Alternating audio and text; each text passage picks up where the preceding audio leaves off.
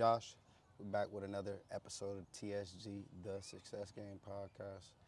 This time I wanted to go for one of the professionals on the spectrum, you know what I mean? We try to do sports figures, life figures, whatever. If somebody doing something positive in life, we try to highlight it here at TSG. But with this one, we highlighting the coach, man, in the area that I actually know real close. My little brother for real in this stuff. But anyway, without further ado, I give you guys Gordon Cohagen. What's up, guys? How you guys doing? So, Gordon, we'll just start off where I start all of them. What's your background, man? Where you from? Where you come up at? What did you come up doing? Yeah, I mean, originally from Frederick, Maryland, so grew up there for a little bit. Kind of just bounced around for real, which I think helped me in the long run. Yeah. With just dealing with different personalities and everything else. I've lived in PA, of course, lived in West Virginia. But like I said, originally from Maryland, all my family's down there. Yeah. But yeah, I mean, I grew up playing every sport. Everywhere we moved, my parents were making sure that we're always, doing something. We're Yeah. never sitting in the house, never doing, anything like that. So early age, like I just got used to just dealing with people. And, Right. we moved from, the middle of PA to West Virginia. It's a lot of different personalities and backgrounds and everything else. So, definitely, helped build me up. But like I said, ultimately, sports have always been big, no matter what I do. Yeah. So it definitely played a part. And what's your background in specifically? We pertain to football nowadays, but did you grow up playing like every year? Yeah, What's I up? mean, I've been playing football since I was like 3 or 4. Okay. So I actually started early. So I was always a bigger kid than everybody else. Right. So even with my parents, both of them, like they didn't even have me play in my age group. They always had me play like 2 to 3 years up. Yeah. So even when I was in elementary school, I was playing with middle school. Right. So I think that also played a big part too with just build me into who I am. But they were always trying to challenge me too. But I mean, I grew up. Football was always my first love. I just always breathed football. I played other sports, but really to center around football. I've never played basketball to stay in shape for football. Played Yeah, soccer to stay exactly, what I mean. So I exactly. played every sport, but it all revolved around football and everything else. My dad played. He played for a short time in college. Yeah. I have a lot of family members that played too. So it was just one of those things that they had a lot of success, and I got to see it from a young age. So it made me ambitious too. Like, okay, if they can do it, I can do it. Right. So. And you got to play in multiple states. That's another thing that I took from it. Live in multiple places, playing all your life. So you played in multiple places, learned how the game works from, multiple vantage points. Because, like I said, a lot of times in West Virginia, people think the game is played one way or, and it's like, no, that is it. If it is played this way, this is the wrong way. You know what I mean? Yeah. But so we'll just get into it. Next, what's your background in coaching? Why are we here today? What you been doing in this coaching world? Yeah, I mean, 18 years old, I found out I couldn't play anymore. And so I went straight to Ernie McCook, who's the head coach at Shepherd, which they were, recruiting me a little bit here and there. And I was like, hey, I can't play anymore. Kind of didn't have a plan. So I was like, yeah, I don't know what I want to do right now. So, you guys have any openings? And they brought me on as a student coach, for about almost 2 years. And I learned a lot, just more so just with the pace and just, what college football looks like from an adult perspective rather than the player at an early age. I'm 18 years old.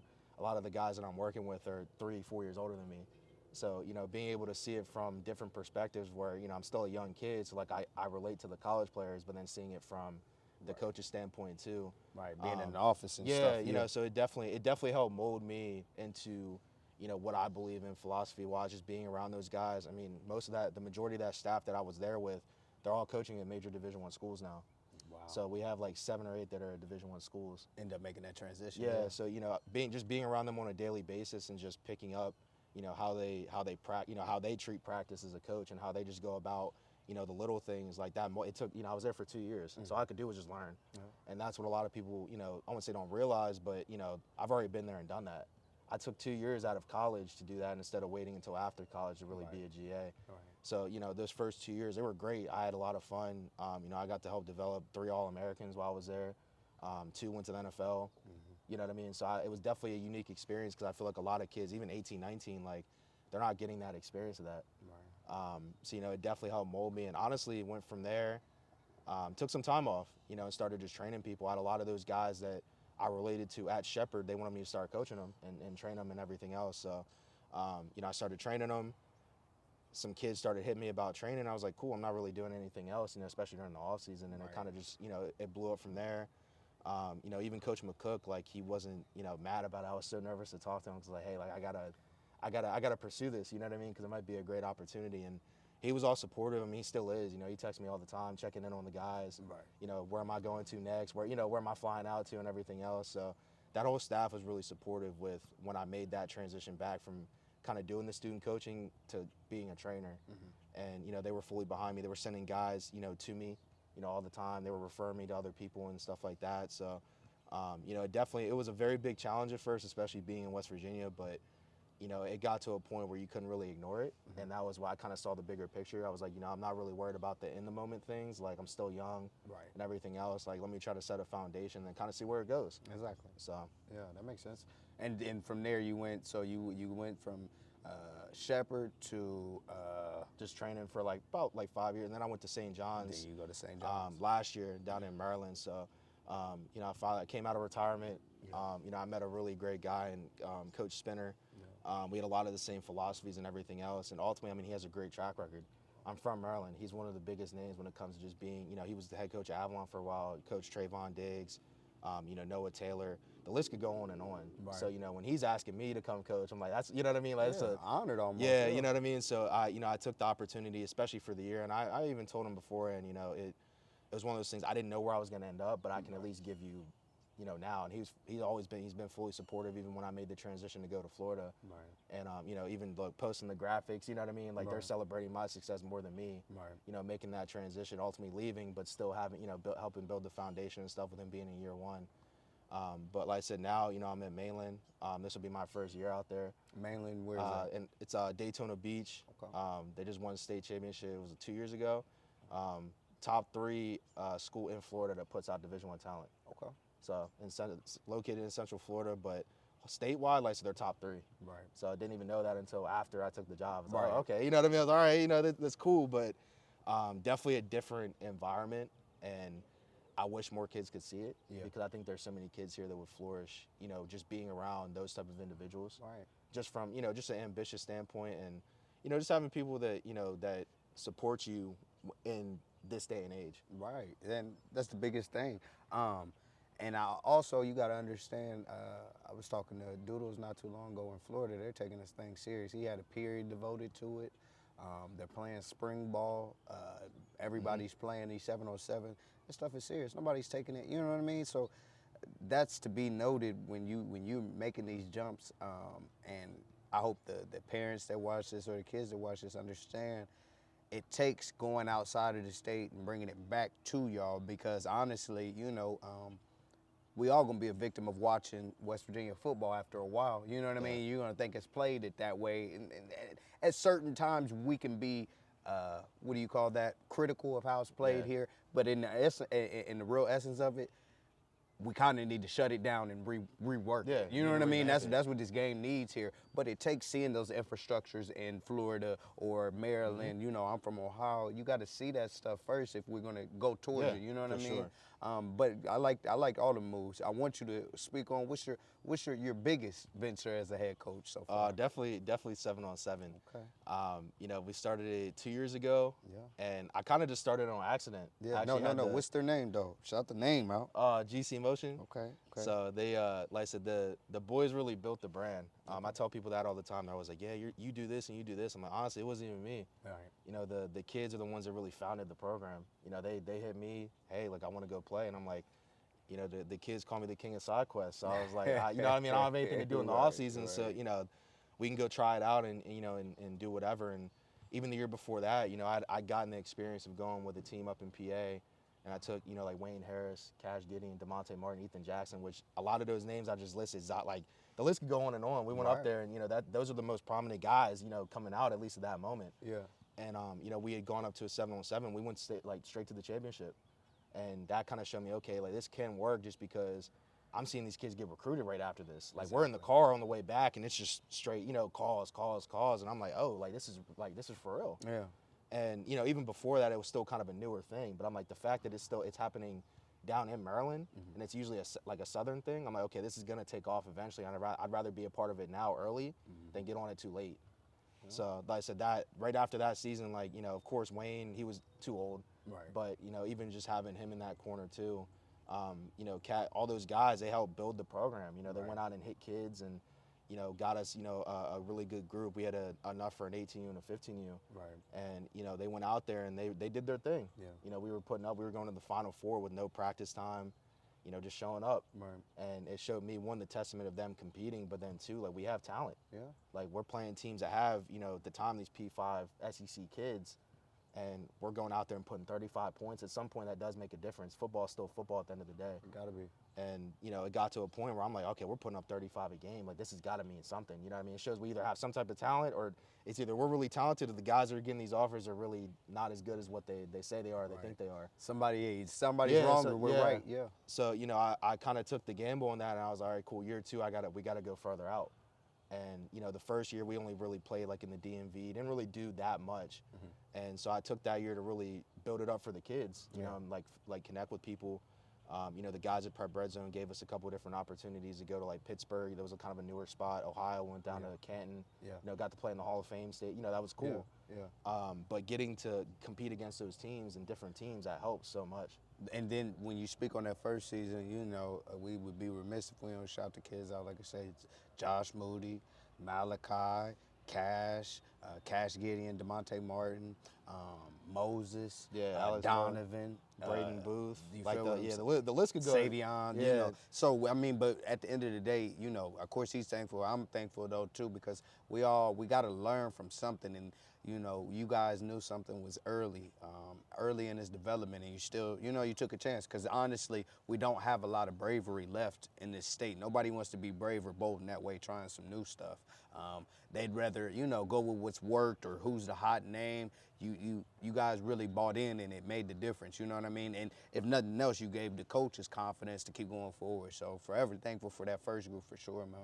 Yeah, like I said, they made us. Like I said, I text them every day. You know, I talk to all of them, and you know, every single kid on that team that wanted to play college football went to school for free. Yeah. So I talk about that all the time. That's like my biggest accomplishment so far. Yeah. Like I can win a ring all I want, but when I'm able to look at the kids and be like, all right, cool, I made a difference in getting them a scholarship. Yeah. They're set up for the next 40 years. If they want to stay there and you know, compete, get their degree, I'll take that any day of the week. That's I got that from Coach Spinner. You know, Coach Spinner, there was a parent that came in, was like, you know, what's your win-loss record? And I never forgot it, because it really like stuck. But I really don't care about that. I look at more of how many guys I put in school. Yeah. Because at the end of the day, you know, football, it's a kid's sport. And anything could go. Yeah. You could be the greatest team on paper, but you know, you might go win 4 games. Yeah.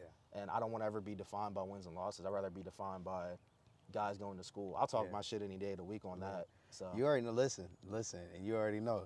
That's what make us a good tandem, because it only matter to me if we win.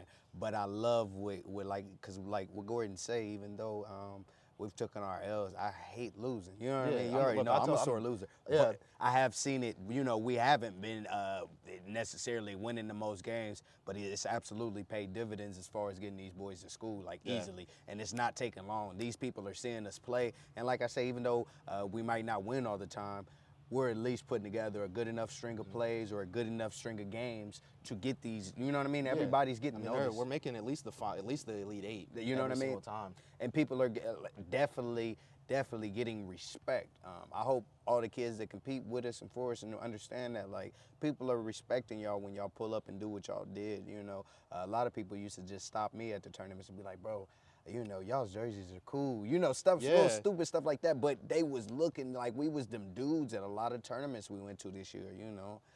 And it starts with, you know, like I said, the players first. And make no qualms about it when I say this. It's true. It's y'all that make the team. But understand, you're never ahead of the teacher. You're never ahead of the class. So even if you can play as good as you want, what a dude like Gordon has is connections that it took time, or it took extremely outgoing, you know what I mean, gestures to build. And that's what's making everything go. They're probably wondering, because he's so young. How old are you going, 25? Yeah, 25. 25, and you know, he can add this to his resume.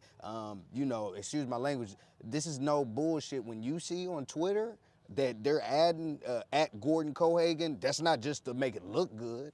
That's because somebody done put in some groundwork. And like I say, a lot of these same kids, you know, they're posting Gordon maybe more than they are celebrating the school or whatever, and that's by no mistake. It's because Gordon probably put in more footwork. That's, that's something we'll get to and you talk about, but make no mistake, man, what we need y'all for is to just show up and do y'all's job, and y'all been doing it, but never get ahead of the class like, well, we no, because it still take people that put in time and, build these relationships. But let me get back on track. So we'll just go with, what's making early, because it's hard. People don't understand. It's hard to get one of these programs up and off the ground, Gordon. We got kids. Everything's moving variables because you got kids and they're temperamental sometimes. And, I didn't get the ball here, or I didn't get the ball there. Or, some kids don't like how much this guy's getting the ball. Talk about how hard it is and what's the main keys to gaining the kids and the parents' trust, I mean, I think it's always going to be hard managing personalities at the end of the day, but that's where, honestly, for me, it's really not that hard. Right. And the only reason I say that is just because I grew up off of that. I've been around just tons of different personalities. And I've always just been, like my dad's the same way. He can manage personalities, so I got that trait from him. But honestly, I think the biggest thing with the trust is just being honest. I feel like a lot of people here aren't honest with kids. Right. And a lot of them downplay some of these kids. And I think the biggest thing is that any parent that I talk to, I actually call them and talk to them. So, we had 80 kids in the program this past year, and I called every single parent and talked to them for at least an hour. Yeah. And it was more just about, one, being honest, but then just connecting with the parent. Because honestly, if you don't get the parent, you don't get the kid. But I also I tell every parent after I talk to them that I treat it like I was a college coach. I'm recruiting the parent just as much as the kid. Right. So I'm not going to deal with a parent being this and that. We have too many kids here for me to be able to replace you, and it's just being completely honest. Right. But the biggest thing I think is the honesty, and then just being transparent. Right. Like, hey, this is what I'm expecting. This is how many guys we got. I'm always honest about that. Right. And any parent that's been in the program, will back that. You could ask any parent on the street; they just randomly walk up. And, I haven't lied to any of them. You know what I mean? Just more so with like, hey, this is what the playing time's looking like. This is what this is looking like. Right. And this is what I'm trying to accomplish. Yeah. So I'm like, whether, it happens or not, all I can really do is try. Right.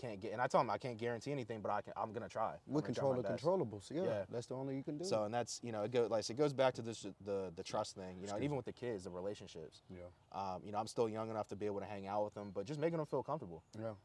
Because a lot of parents want their kids to feel comfortable in off-season work. And I feel like a lot of guys, and not just here, but just all over the country, they don't know how to interact with kids. Right. A lot of them know how to interact with adults, but they don't know how to talk to kids and be around kids and have fun with kids. Right. Like, we have fun in 7-on-7.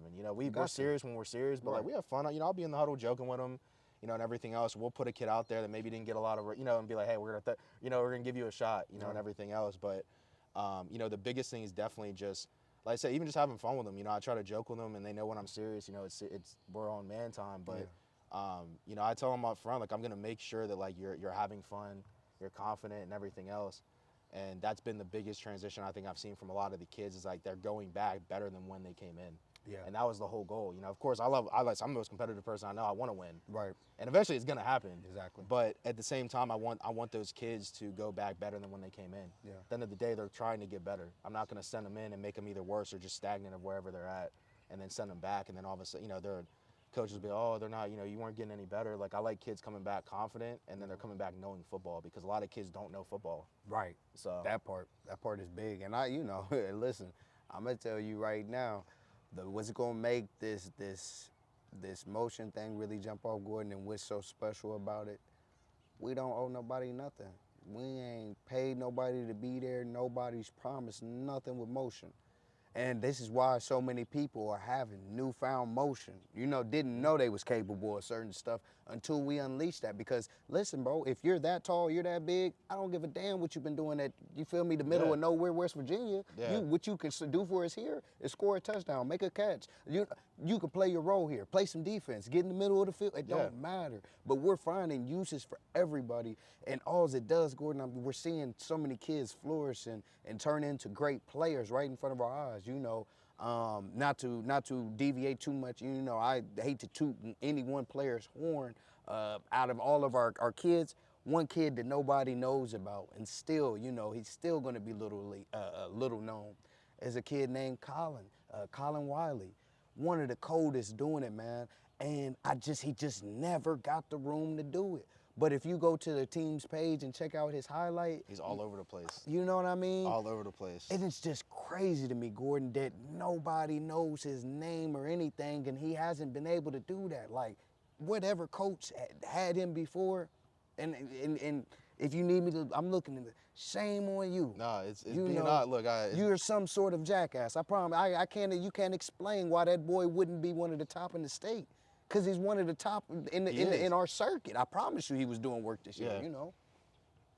I mean, and like I said, you can speak to it, but you know, needless to say, where there's so many kids that come and we're showing them a side, you know, from that first year. They never experienced. Right. One of our biggest projects too from the first year, not even projects, but he just needed to know he was who he was. Yeah. Was Moses, Alex Moses. I don't know where he's going now. I know he went somewhere. Glenville State. Glenville. And like I say, he might not even been necessarily thinking college football before that last 7-on-7 season. You know what I mean? But by the end of it, the confidence was there. He going to, you know, lead his team defensively and kind of offensively, at least his corner and and wide receiver. You see what I'm saying? So, you know, and it's crazy because where we started at, it was such a project, and you know, he had all the raw tangibles and stuff, but he never seen himself. I don't think. Accelerate or you know, be productive in a big environment. Yeah. As soon as he showed himself that, man, he took off in regular football. Yeah, he got better every tournament. And that should be said too. These kids is gonna take off. Y'all gonna know. I'm gonna make sure y'all know who is motion kids, because it's gonna be too evident. You know what I mean? What we've been doing is just exposing them to higher level routes, higher level concepts, defensively. Competition. Listen, and because somebody got to teach them, you know. And one thing I'm always conscious about, because Gordon's 25 and he works with so many people from Florida to pros to collegiate players, he forgets sometimes what may be known and what not, you know, and what's assumed. I always make sure that, you know, I always break it back down for him and say, hey, we're going to assume that, especially in West Virginia, these guys is babies. You know what I mean? Because these defensive concepts and stuff like that, just because it's second nature to us at this point, to them, you know, nobody's taught them that. You know, the coaches here, they line up and run this, and you got this. This is your responsibility. That you're not explaining the why or the how. You know what I mean? Even showing them the tape of it. You know, it just takes a little bit of outgoingness, bro. But we gonna get to that now. You know, we might as well speak on it. What do you feel like the state of West Virginia football is right now? What type of shape is this thing in, man? It's like I said. Like I went on my live, and it's getting better right now, but it's definitely gonna hit like a driving point. What I mean by that is gonna be a split. Just because I feel like every year, and I mean we've only been here 2 years, but just from training wise, from year one to now, the kids are getting better. The individual kids are getting better overall because they're training at a younger age. They're playing out of state competition, whether it be youth ball, travel ball. That's the biggest part. Not to cut you off. That's the biggest part. They learning that they could play out of state competition. Why can't I just go out there? You know what I mean? But go ahead. So you know, it's gonna come a point where these kids are gonna demand more from their coaches, and they're not even demanding more. They're demanding exactly what they should. You know, hey, I need you to go and, you know, answer this call from a coach. I need you to go on social media and retweet my stuff on your page. And a lot of coaches don't do that. I know, because I go check their pages. Like I check like kids that play for us. I'll go check their head coaches' pages or like the main like school pages. To make sure. And because you can see exactly who retweets everything. And I'll go on there and won't see anybody retweet their stuff. I retweet every single one. So like that's where I'm like, it's gonna come a point where these kids are gonna get more. They're gonna get more confident, and they're going to want more. And the only way they're going to get that is honestly either the coaches get in better shape, more so like they take it serious, or they're going to either have to there's going to be 3 options. Either the coach gets better overall, they fire the coach and go find somebody that can do it, or they're going to go out of state. It's going to be one of those 3 options. On the side note, what do you think about this buddy system stuff that they come up with for the coaches, man?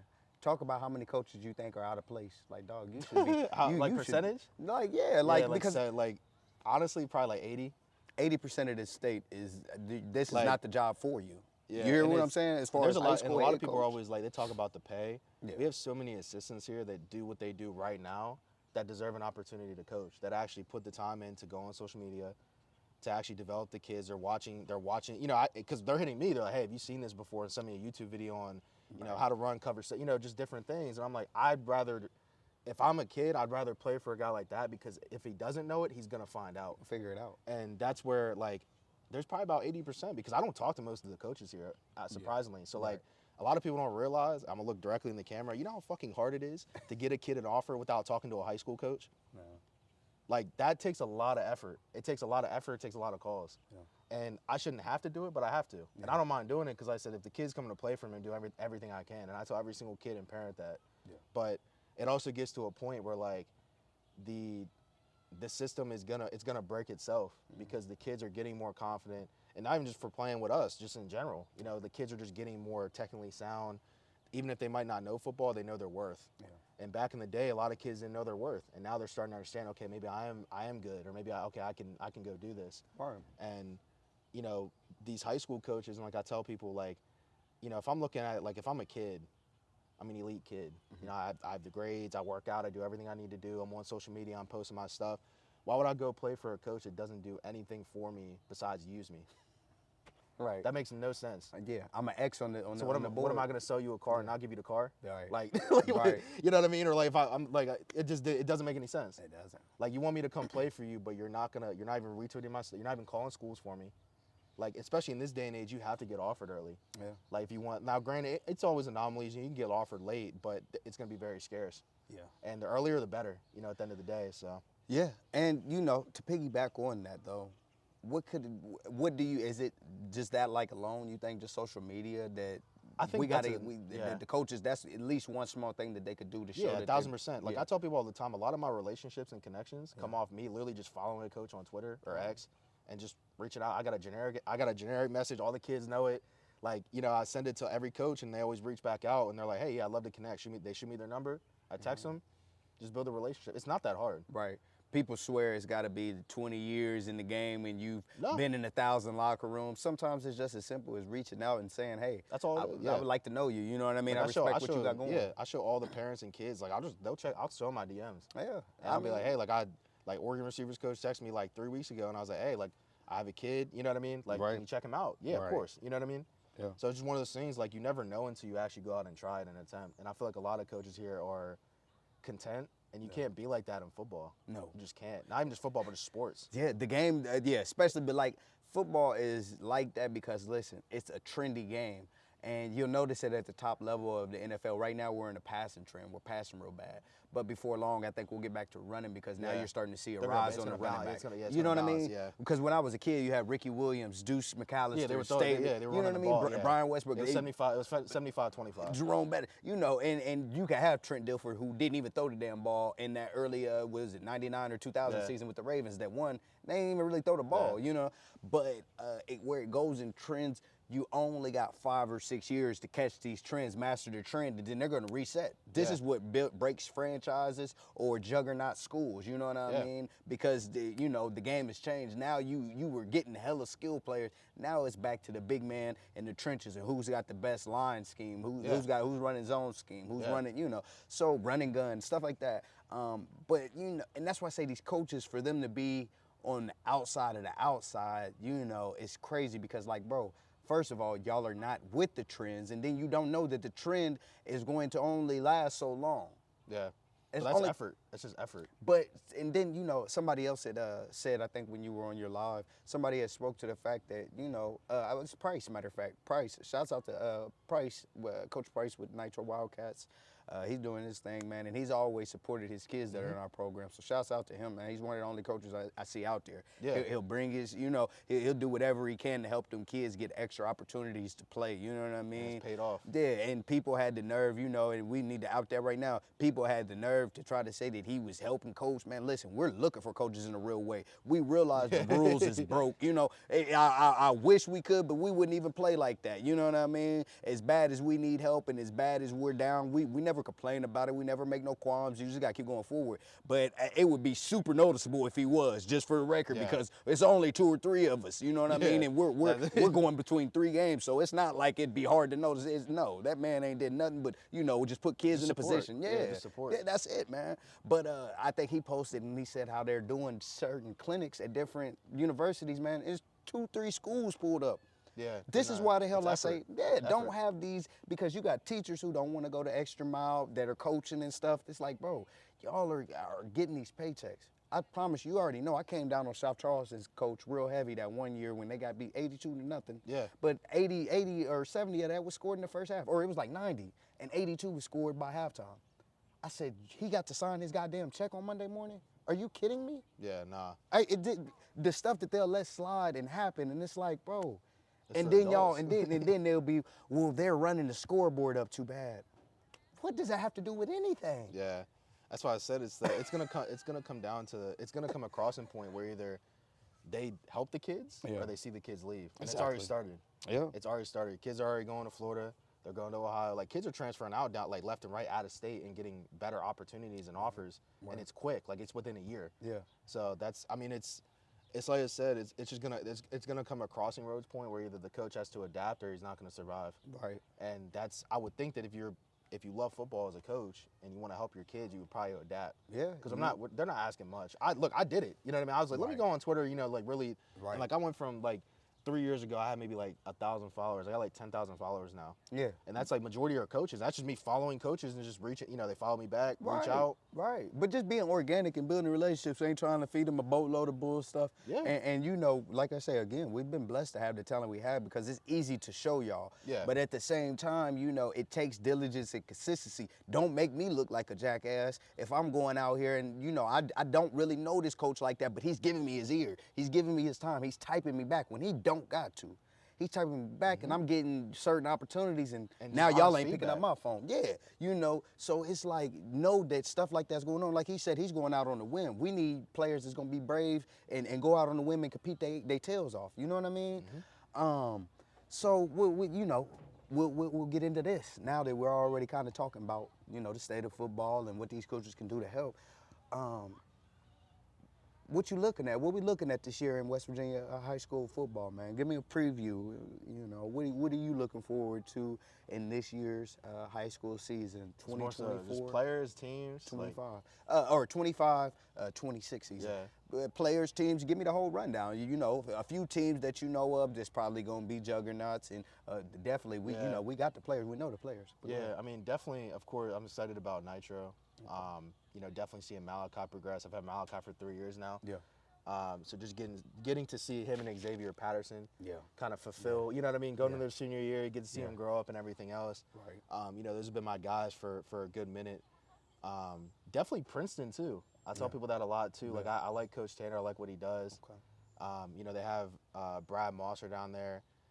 Quarterback's pretty solid as well. So, like, I'm just curious to see what they do because they're down in the bottom part of the state. Nobody's really seen anything. Yeah. They haven't really popped out to anything. You know what I mean? And Right. at the end of the day, you know, you're getting a guy that likes to throw the ball. Exactly. So, and you're getting one of the better, you know, better receivers in the state, arguably top 3, in my opinion. Yeah. You know what I mean? Yeah. Behind some really stacked guys. You know what I mean? I'll put Brad in that conversation any day of the week.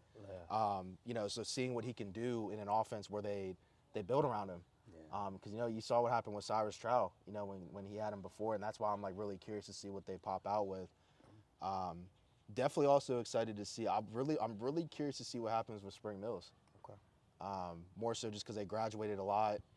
Max Anderson left. That's my guy. So I got to see all of them grow up, and just seeing if they can go back. Because if they go back, then it's gonna be a very Spring Mills is going to have to be a top 3 team they're going to be in that conversation like a Martinsburg, a Huntington, where it's like every year you're going to organically put them in the top 3. All right. So I'm curious to see if it's an anomaly or if they're legit. They're you know living what I mean? like that. Yeah, you know what I mean? Like it's legit because I think the Panhandle was growing at a very, very fast rate and they're getting a lot of elite guys. But the whole Panhandle was getting better too. Like Jefferson, I think, is another sleeper too. I'm curious to see what they do. Their offense line is big. Right. So I'm definitely curious. I don't know what they plan on doing. So like I said, there's a couple of teams, but player-wise, hold on. Man. Did you leave a few out? Cause listen, we let got me it. think. We got it. Let me think. Cause I do be thinking a lot. I ask you this: can Bridgeport run it back? Nah. They ain't got it. Nah. Said they lost too much. Yeah. Nah. I don't think they might win like 5 or 6. Damn, the drop off is real. I'm Cap too. I do Yeah. want to see Cap. You know, I love David Robinson. I Yeah. think he's legit. I think he's the best running back in the state. Right. But they have a lot of weapons around him. Yeah. So I'm curious to see how they utilize him and that Yeah. offensive line. They got Jesse too. So Shouts out to the Capital Cougars. What needs to happen is these kids, y'all got to answer the bell. Like he said, we had the young boy, David Robinson, Day Day, affectionately known. But we had him pop off for us in 7v7, and there's being real attention drawn to him right now. Yeah, a lot. What the Cap kids got to do, what they need to do is, now is your time to shine. Turn it on. Yeah. You know, I promise you somebody's watching, because he has made heads turn at every camp. But understand, don't let his work go in vain. Make sure somebody else is cashing in on this too, because we're only as good as who we are around, you know what I mean? And we don't got a lot of these schools where there's 2 and 3 guys, you know, where you're going in Florida, man. There's typically maybe 10 to 15 kids that are just walking D1s. Yeah. Here Look, he's cool. we're trying to get 2 or 3 on the Yeah. team. You know what I mean? Yeah. Here, that would be lovely. You know Yeah. what I mean? Or I should say, I said 2 or 3 at the school. 2 or 3 in the state. You know what I mean? To go Yeah. major D1 and play, actually, you Yeah. know, a lot of these kids can go and sign, you know, in tents and get there and take the pictures and stuff. Did you play? Yeah, see, that's They got to start answering that question. Did you play? Yeah, and that's the other thing too, is I feel like a lot of, like with me, like I'm brutally honest. Yeah. Like I'd rather, like I'll tell a kid if he's Division I, Division II, because at the end of the day, I want him to play.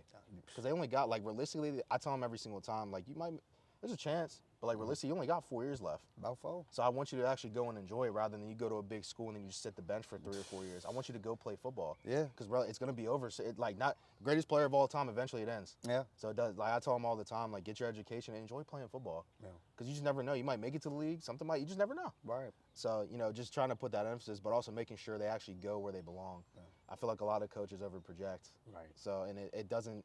It makes them look good, but it doesn't help the kid. Yeah. Because eventually that kid's gonna hit the portal, or he's gonna do whatever he needs to do, and it's gonna either kill his confidence, or like I say, he's just not. Right. It's gonna be very negative. Right. So that was a big. I'm very big on that too. Like I'll make sure a kid gets an offer where he belongs. Right. Yeah. And make no mistake about it too, you know, we dealing with the kids to where as though I feel like at this elite level, the kids that we're having in West Virginia, of course we want college paid for, but I don't think we've coached one kid that's been realistic and been like, I just really want to get my engineering degree.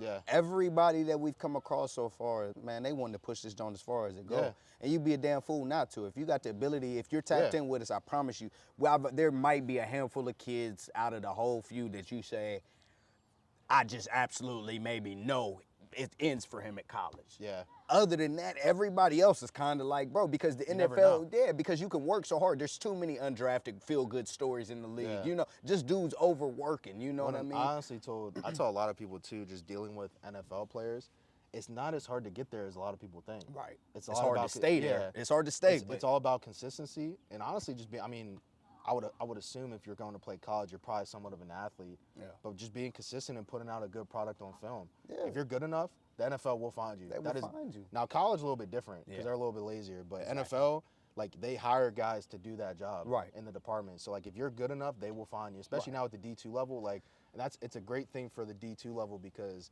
the portal has made everything drop and trickle down. Yeah. So it's like college programs are getting better players, Right. and then NFL teams are, I can go see a Shepherd game, I can go watch Slippery Rock, and I can see 3 or 4 like NFL guys on the field. Yeah. Rather than before it was like you might get one every 5 years, and it's an anomaly. Everybody's like, you know about them. Right. But now it's like every year you could see 4 or 5 guys on Slippery Rock go to the NFL because some of those guys maybe made the jump down instead of staying where they're at and balled out and put out good film. Right. And Slippery Rock's known to put guys out. Charleston's known to put guys out. Shepherd's known to put guys out in the NFL. Yeah. So when you go play for those programs and you're consistent, they're gonna go make calls for you and everything else. So that's why, like I tell the kids too, they don't see the bigger picture. Where like you don't D1, like for some people D1 isn't always gonna be the end game. Right. Like sometimes it's gonna be D2, and there's nothing wrong with that. Like Right. I coach D, like you know what I mean? Right, right. And I just said that to say though that Yeah. we got kids that really want to do this. This ain't just something, you know what I mean? And like I say, though they want to do it that bad, Gordon, I don't think they know the type of work that goes with it. You Yeah, see what I'm they saying? don't. There's an ethic that come with that stuff, man. Like one dude I always shout out when it come to ethic and his mental is definitely Wayne Harris. You know what I mean? You're gonna hear that name a lot in this state because he just did it the right way, brother. You know what I mean? And he's a feel-good story because Wayne does nothing that jumps off the tape as far as in a workout. Like you're not gonna be like, oh, he jumped crazy, he ran crazy, or it's in here, it's in here. You know what I Yeah. mean? And it's all the stuff that you can't measure with clocks and, Yeah. and you know what I mean? Yeah. And that's really what I'm tell y'all, that's what's taking these college players and giving them to the NFL. This is why we have undrafted free agents. This is why you got dudes that play in the XFL for, you know, 3-4 games and get called back up. Yeah. Just because they're taking that mentality to everything. You know, everything is nothing until it becomes something. So, you know, a lot of these opportunities, these people got to, you know, just make sure they're honing in on and following through. One I just thought of on the fly, man. What's one of the biggest, you're not the first one that told me that, as far as when parents come to you and say, well, the college coaches told me this, and you might know, like, oh, yeah, no, that means nothing. What's one of them things that parents come to you a lot, just so we can give the everyday average parent something like, hey, scratch that off the board. They say that, you know, they BSing. Yeah. I think the biggest thing is just like coaches actually reaching out. Like there's a lot, like I'll have kids text me and be like, well, my coach said he reached out to so-and-so. Yeah. Okay, I'll go call him. Yeah. And I'll ask him, like, hey, did they reach out? Nah. Right. Who's that? Like, you know what I mean? Or more so, they didn't give the feedback, the true feedback that they received back. They tried to make the kid feel good. Yeah. And I was like, at the end of the day, that's not going to help the kid get better. Or, hold on, let me rephrase it, because you might have misunderstood. Yeah. Like, for the college coaches, the coaches recruiting the kid, they can tell you anything. Hey, we'll do this. Which one of those biggest, like, bro, they're gassing you probably. You know what I mean? If a college coach tell you this, it's probably not that, but you can, you know. Yeah, probably the biggest thing is just, like, one of the biggest, it's kind of funny, like, because there's a couple kids that go through it, is like, you're the only one they're recruiting. Right, they're telling them that, yeah. Like, I tell every kid, like, there's at least 6 to 7 guys in your group that they offered. Exactly. And that's why, like, a big thing that I try to preach to the kids and I try to help them out is, like, going into their senior year, like, we talked about it earlier, like, I tell them they need to be committed by the end of June, early July. Yeah. And that's just because, and that goes back to, it's wild that I'm the only one saying that, and there's no, like, their high school coaches aren't saying the same thing. There's no pressure, yeah. Like, they're not like, hey, you need to commit too. Because then it's like, they're like, the only one has really been Nitro, honestly, that I've at least had on, like, physically, like, their kids are on the team, so I can hear it from, like, a different angle. Like, they told me the same thing. Real Okay, quick, cool. explain the why behind that June and July, and then we'll get back to but explain that. Yeah, the biggest thing is just with the portal, you know, just with the portal, with it trickling down and teams getting more competitive, they're taking less high school kids. So now you can't wait and wait and you wait. try to wait till fall. Yeah, and I mean, the biggest thing that I've heard from, and I've directly talked to college coaches, they're like, hey, your kids should try to commit. They're trying to look out. They're like, they should be committed by around this time. Right. If they're not, like, it could be gone. It could, you know, and it's happened a couple of times already. We've had a couple of kids that wanted to, or they were interested. They had a top 3, you know, school, call the school to see, hey, like, would I be able to? And they're like, nah, we already had 2 other guys commit, like, yesterday. Yeah. So, and that's where, you know, I tell the kid, like, it makes me so angry because it's like, why am I the only one Telling you, right, being a voice of reason. Yeah, you know what I mean? And not even just like, and I can't blame the parents because they don't know anything about recruiting. They don't know anything. But if you're a high school coach, how do you not know about recruiting? Yeah. You want the best kids, but you're not putting your best foot forward when it comes to knowing everything. That's like being a teacher. You're teaching history, you only know one part of history. Right. You're supposed to be teaching everything. Like, or one side, or like you're supposed to be on a, like, Yeah. the schools have you on a certain timeline, you're skipping things because you don't like it. Exactly, yeah, you can't just, cut So, out like, the parts you don't want. That's like, so that's probably the biggest thing. But yeah, just going back to it is because the portal's created such a lack of like, college coaches tell me, like, they're only going to take maybe like 6 or 7 high school kids a year. That's all they got to take with the transfer portal being so prevalent right now. So, like, I tell the kids, like, if you have something, like, you need to really look into it, and you need to go on your visits in June and make a decision. Right. Because at least then you're safe to where, at least you're safe then. Right. And if something comes along better, then, you know what I mean, you weigh it out and kind of see where it goes, but, you know, take advantage of what's there in front of you right now in the moment. Yeah. So that's probably been the biggest thing, though. Like, kids are like, oh, well, they said I'm like this and this and this, and I'm like, you know, they're recruiting 6 other kids. Right. Too. So, like, you got to keep that evident. Like, you're not the only person in this world that can run a 4.5. Exactly. They're almost treating you like you're the only girl in the world type shit, so to speak. time, Not, yeah, you know, yeah. no diddy, Yeah. but yeah, almost give you that treatment like, nah, bro, you know, hey, Yeah. if this doesn't happen, I don't know what we're going to do this year. Yeah. And in reality, dog, as soon as you say no, I'm calling him. Yeah, you know exactly. what I mean? They got 3 others that are replaced. Yeah. Yep. And it's the same notion with the NFL. You know, the NFL, we just watched Shooter go to the 5th round, and not necessarily to say that's anything due to his talent or anything, but it's because there's too many teams that needed that quarterback or an extra quarterback. Had way less than maybe even the Browns did.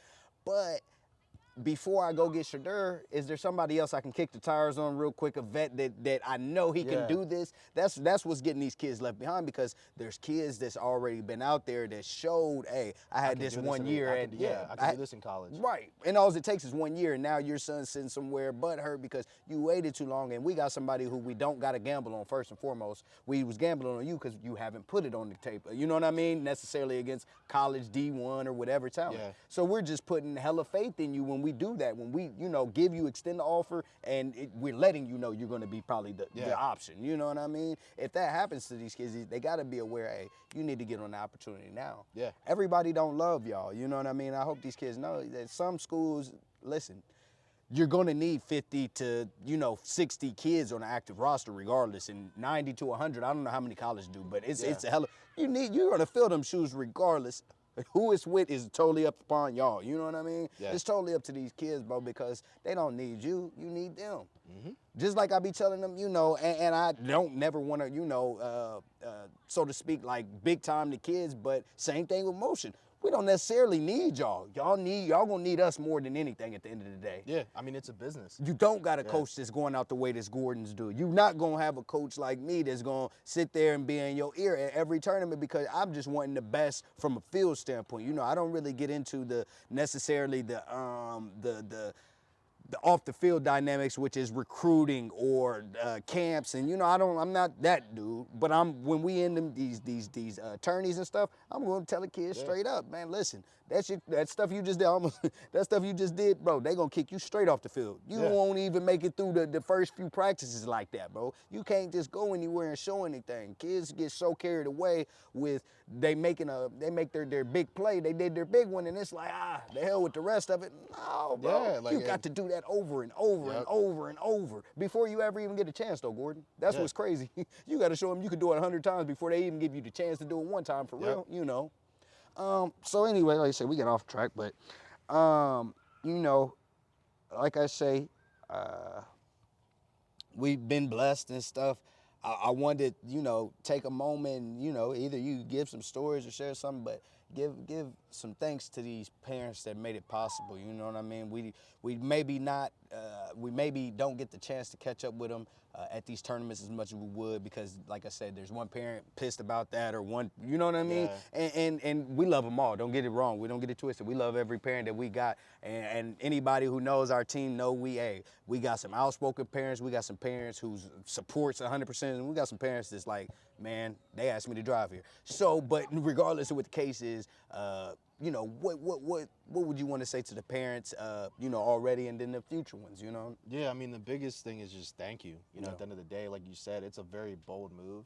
It's unheard of here. Nobody's really done 7-on-7 up until, we started 7-on-7. So, taking the gamble is always going to pay its price, because, you're paying to play. Driving 5 hours, stay 3 days. You're driving, you're staying at hotels. Taking off work. And ultimately you're trusting your kid with me. Yeah. So, at the end of the day, the biggest thing is always thank you. And I tell every parent that. I try to make sure, I talk to parents after, shake their hand, dap them up, I talk to parents all the time, even now.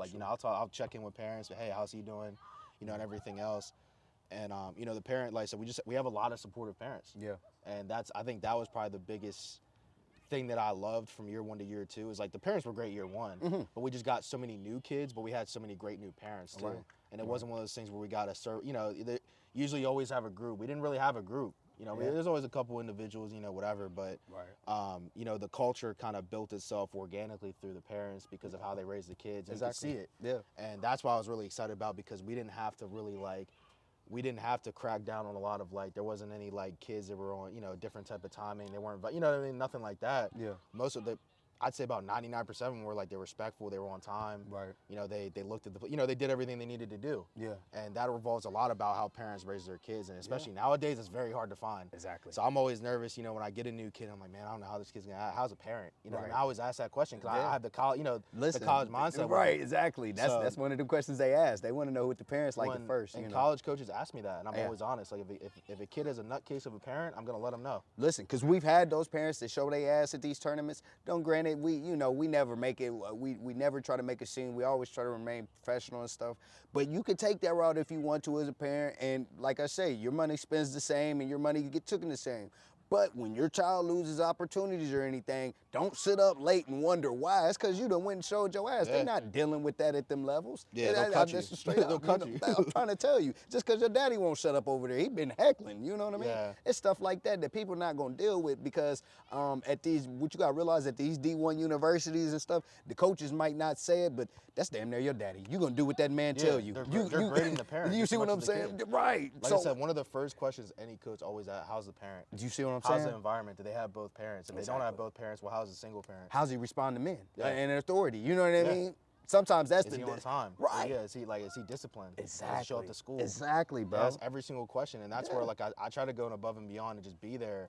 But it makes it hard when your high school coach doesn't answer the phone. So I can't be like, hey, can I get his attendance sheet? Can I get this? Right. And get that. They don't do that. So a lot of times I have to call the school myself. Right. And be like, hey, I know I'm not supposed to be doing this, but then a lot of people just recognize the name now. So like, oh yeah, Yeah. I mean, hey, like they're good on, I'm like, don't tell me the number, but is it good? Is it bad? So Right. just so I know. Exactly. And that's, even just checking grades. I check grades once a month. Right. And the kids that don't have it, they don't play. Yeah. So and that's a big thing too that a lot of parents I think have respected because I'm not going to be built off sending kids to school with a 2.0. Right. Like nowadays, you can go into fucking school and take a test and get a 3.0. Right. Like that, it's not hard. And I Right. tell every kid that. Like I was just in school 2018. It's really not like, come on, man. Like at least a 3.0 if you're serious about playing football. Right. That's not hard. Yeah, that's showing up. If you're taking yourself serious, I always tell the kids that you got to take yourself serious if you want me to take you Yeah. serious. You know what I mean? Yeah. So I feel like at first it was a little bit of a shock for some of them, but they adapted. Right. Like I said, and I think it was a good. And I can tell that to college coaches. Like, hey, he might have started out shaky, Yeah, but he's maturing. You know what I mean? Right. And so that way they understand what type of kid he is too. Right. And then that he is capable of growth. Yeah. But needless to say too, and I also want to tell the parents, thank y'all for creating, because like you said, they kind of created a culture, man. We go out of town and we're kind of clicked up. You know what I mean? It's not. See us rolling in. Right. Like, It's not hard to tell who's with motion because our parents have made it a conscious thing to lock in and that's your kid, and y'all supporting. I love the way shout out to motion especially on parents. social media. Yeah, y'all supporting everybody's kids because it's so vital that happens, man. This place that we're in is West Virginia. It matters. Right, listen, bro, but they too many times it's just I just want to support my kid. I don't give a damn about this team. Yeah, like y'all like little Chris's photos. He just took these. It's senior picture time. You know what I mean? Little Chris scored 5 touchdowns. Did the damn team win? Yeah, and like I say, that's where I worry about winning. You know what I mean? Like I say, of course we talk about Gordon getting it, but that's why I worry so bad about winning because at the end of the day, I want people. Sports to me is a euphemism of life. You got to win the games. You got to win the work day. You got to win the pay week. You know what I mean? You can't do this shit. Like win the day. Right. You can't just do this stuff some days and then other days you're like, that's not life. If you want your rent paid on time, you want your electric paid on time, dog. You gotta go out and get it. It's every day. It don't stop for nothing. There is no vacation. Somebody passed away. Oh well, that man's still gonna knock on your door looking for the rent. Now nobody give a damn about what you're going through. You know. So I always tell these, tell the young people, like, man, make sure y'all doing y'all best. Y'all got y'all's parents out here. They spending this money. That's another thing. Never let that go. We realize what y'all spending. And doing. That's why I work as hard as I do. You see what I'm saying? I don't mind bringing somebody's kid. I don't never care about none of that stuff because it's needed. It's necessary. We can't get these kids nowhere without stuff like this. As soon as I sniffed what was going on in this situation, the motion situation, because I had just started off, I was just going to do interviews for y'all, if you remember, right? I was going to do some interviews. I peeped by the second time I went there. I said, no, they need help. Because like I said, y'all were so young. And like I say, it's hard for 25-year-olds and y'all all still growing as men yourself. Where I'm a little bit older, I understood, man, it takes totality and you got to see the whole thing. Yeah. And so that's what I say I'll bring to the game, man, because they need to see, first and foremost, we want to see these kids grow. That was the biggest thing to it. If nothing else, y'all can grow within West Virginia and be good on the field. I mean, even just us too. Like I tell you all the time, like I learned so much from y'all, and a lot of people are like, oh, you must know. I'm like, I don't know everything. I'm always learning. Like I'm always talking to different people, and like I learn stuff from y'all all the time. Gotta keep learning. Actually apply it. A lot of people just it goes one ear out the other. Like when you talk to me, I hear what you're saying. Right. And a lot of people I feel like just don't. And like it goes back like not being bigger than the program. Like I started the program. Right. You would never know. You would never, if you're in a game with us, you would never think that I'm over here like acting. I don't act like that. Exactly. You don't know who Gordon. I mean, you could tell. Obviously, you call the offense and you're the coach, but it ain't like nobody would just be. Oh no, that's the head. Nah, it ain't. You ain't.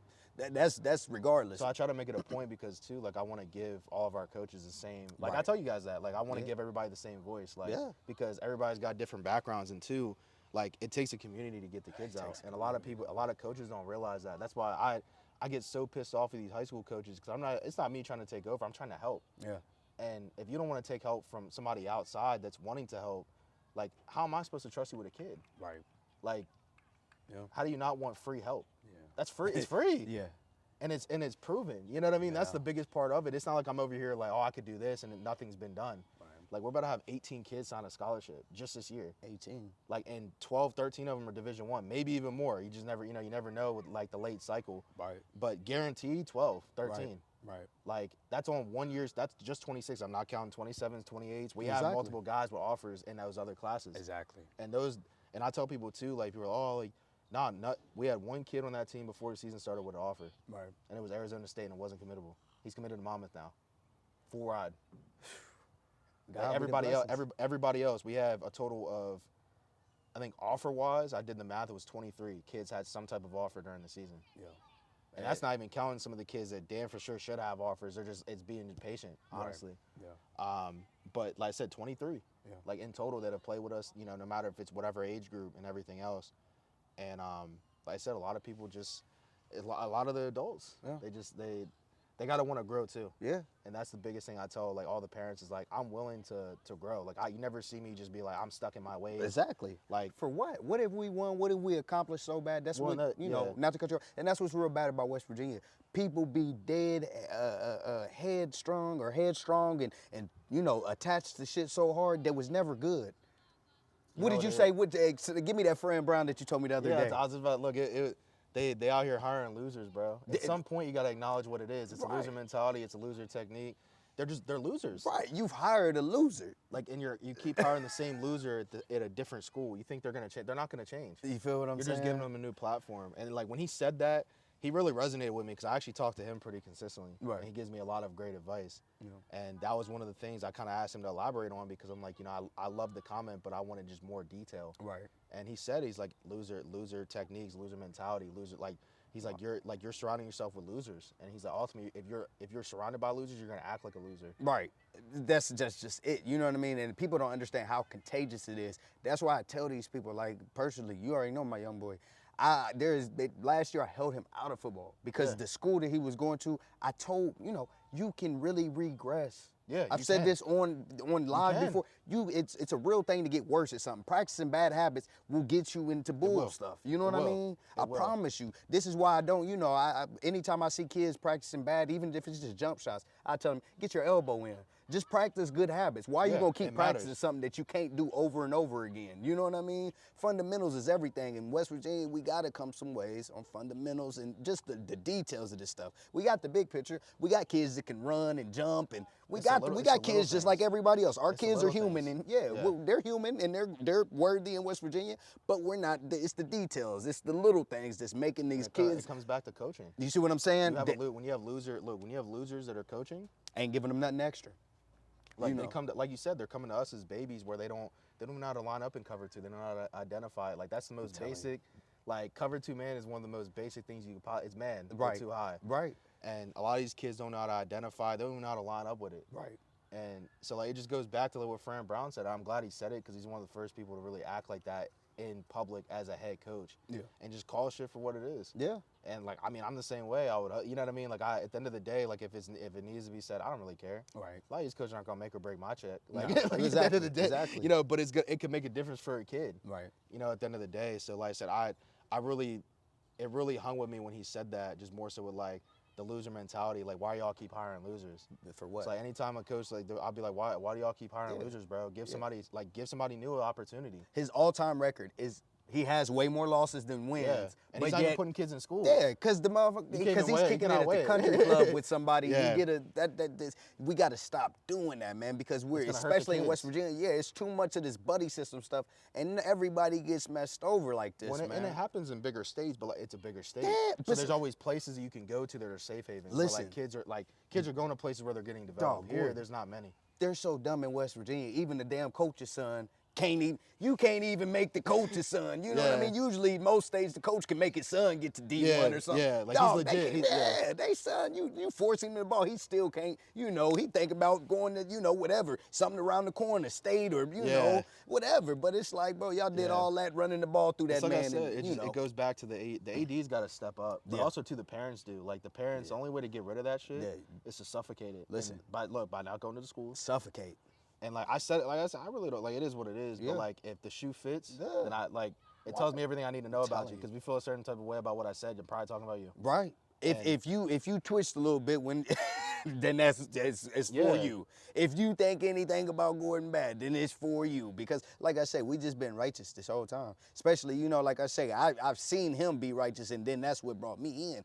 But you got to be righteous when you're dealing with the children, bro, because misleading them sets us back tens or 20s and years. Yeah. You know what I mean? That shit, it's so contagious, bro. And you just, it can be, you know, you give it to your son and he gives it to his son, and we don't.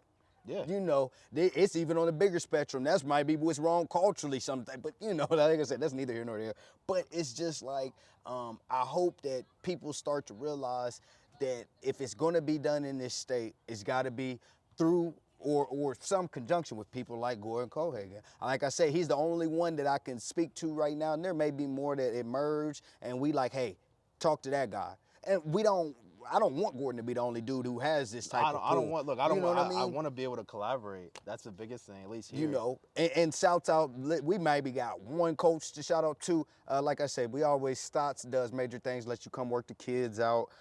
Mays he's one of the only ones doing the work. You know, Seals. Oh, we forgot. I wasn't gonna let you get off of here without saying that. Huntington, we're looking for Deuce. We're looking Dre Reese, Kellen Rife. You know, Aiden. All of them boys to jump off. Huntington got some hogs. You know what I mean? So we waiting on them too. You know, we think they can be good. I forget the quarterback. He did Clemson commit.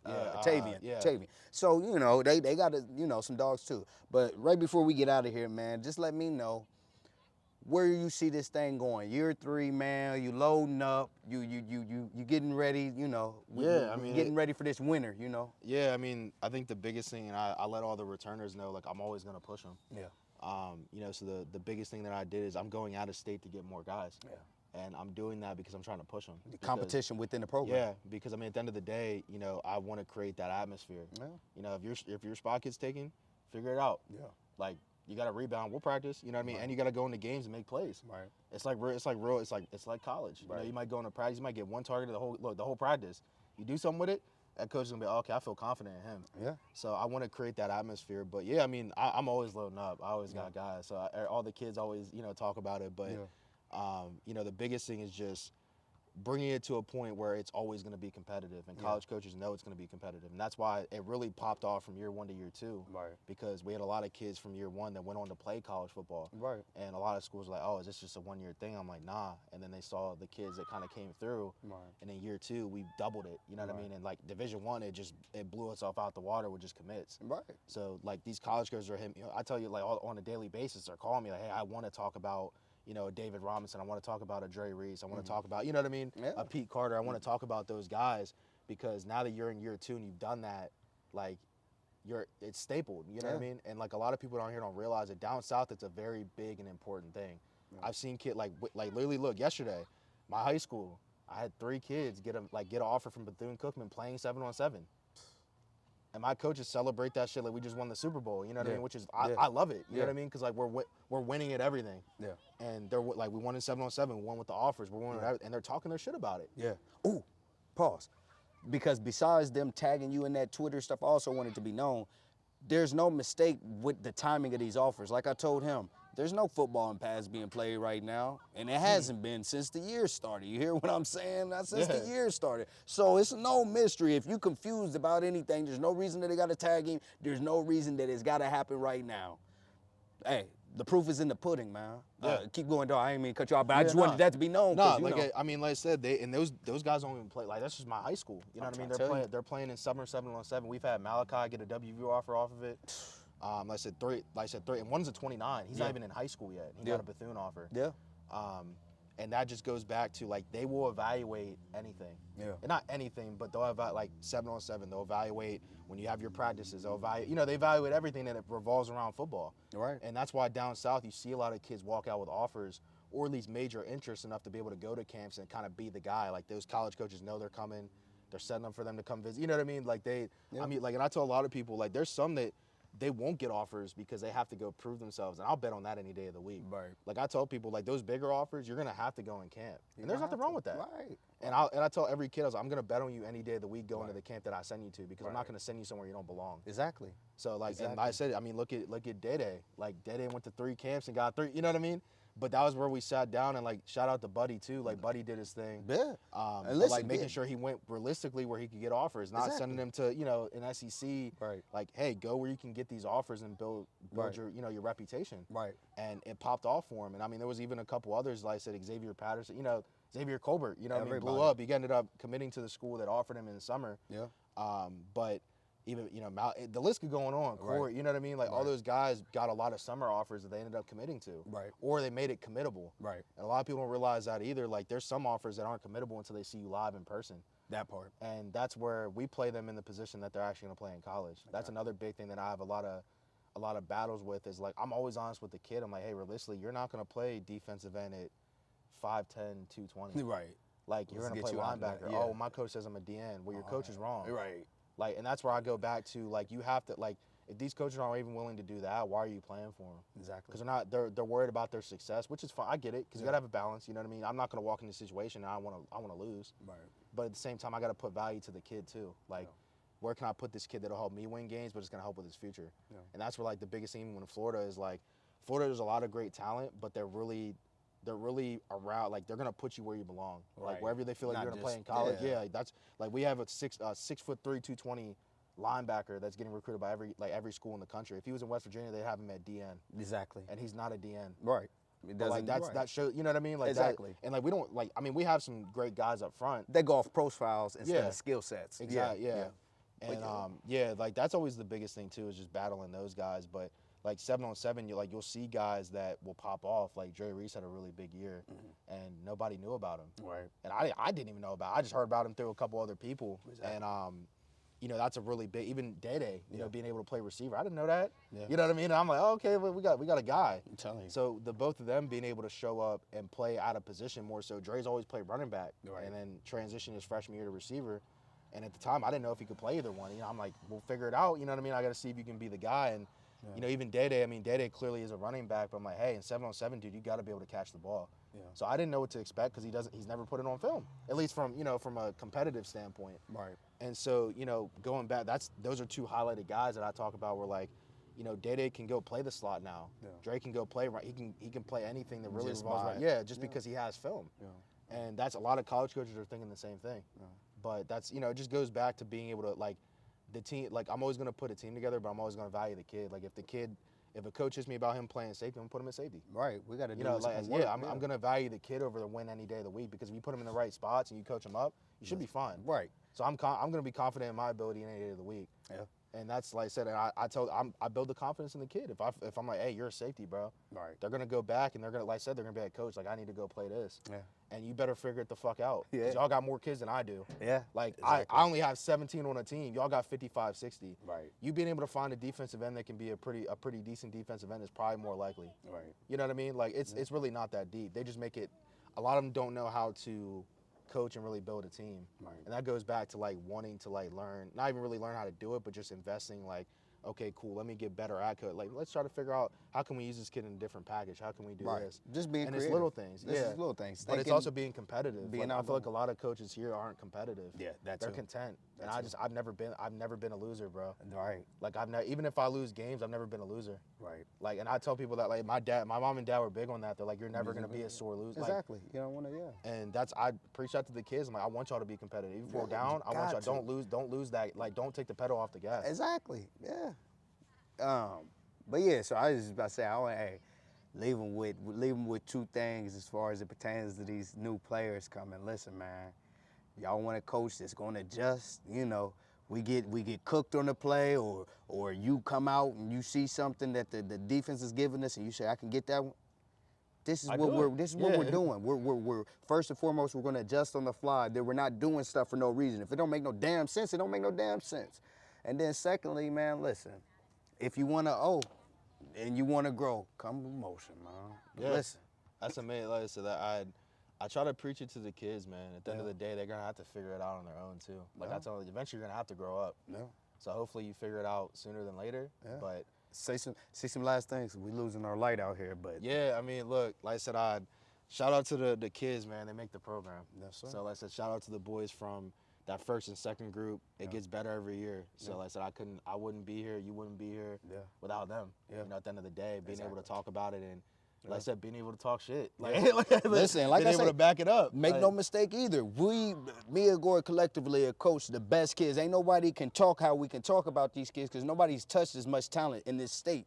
I promise you. yeah, and actually developed them. I'm telling you, bro, it looked like Like- AAU teams out there. Like we look like we have all-time great teams from West Virginia. I promise y'all. But like I said, we ain't gonna do too much bragging about it. Like I say, hey, I hope y'all like this. And G, thank you for, you Yeah. know what I mean? Like I say, it's been a long time in the making. We've been supposed to have this done. Yeah. But hey, you know, and we out just like that, man. Yes, sir. I say, hey, that went pretty long. I was like, what, 112, 110?